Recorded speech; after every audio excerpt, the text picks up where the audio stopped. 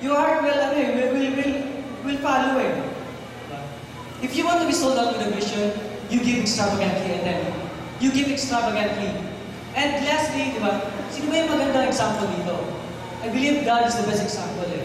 God is an extravagant giver. Diba? He didn't spare His only Son. I believe Jesus was the best for Him. He didn't spare. I believe there could be, meron siguro ibang paraan para masave yung mankind. Pero hindi niya spare si Jesus. He gave Jesus away for us. But that is why we are experiencing, we are hearing these testimonies that their life is blessed in their academics, but there is reconciliation. And really, I think it is also fair for us to give our best to God. Is that right? Is it right?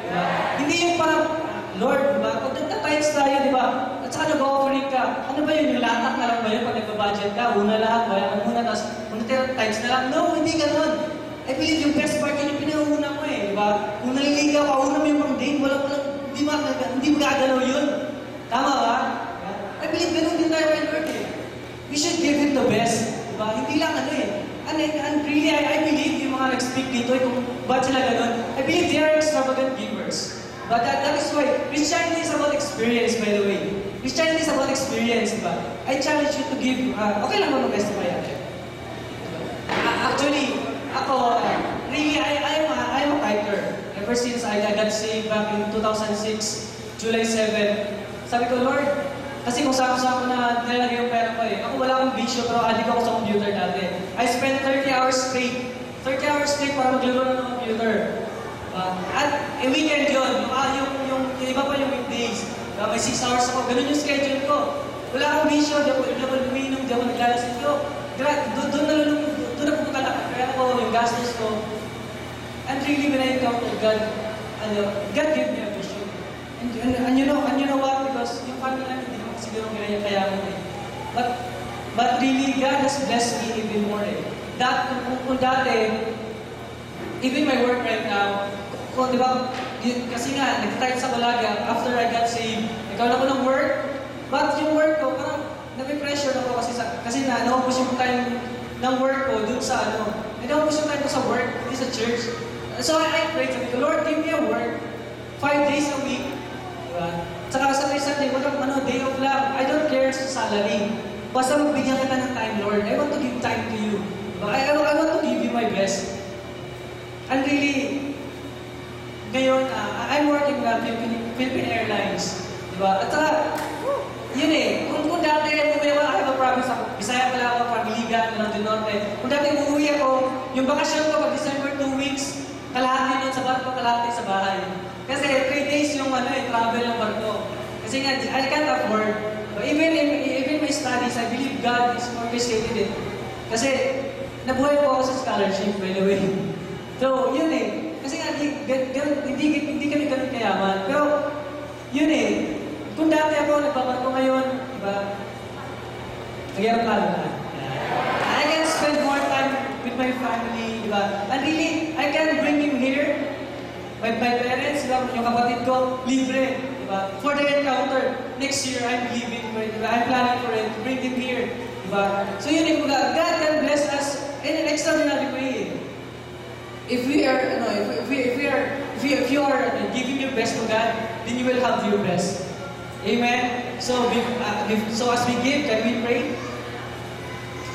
Lord, we just thank you, God, Lord, sa lahat na mga nangyari sa amin, God, for the blessings that we have experienced, Panginoon, all the provisions that you have given us, oh God. Lord, as we give, oh God, I pray, oh God, let our hearts draw near to you, Panginoon.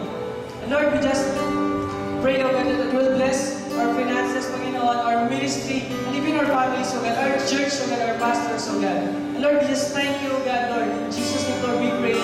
Amen. Amen. Come on.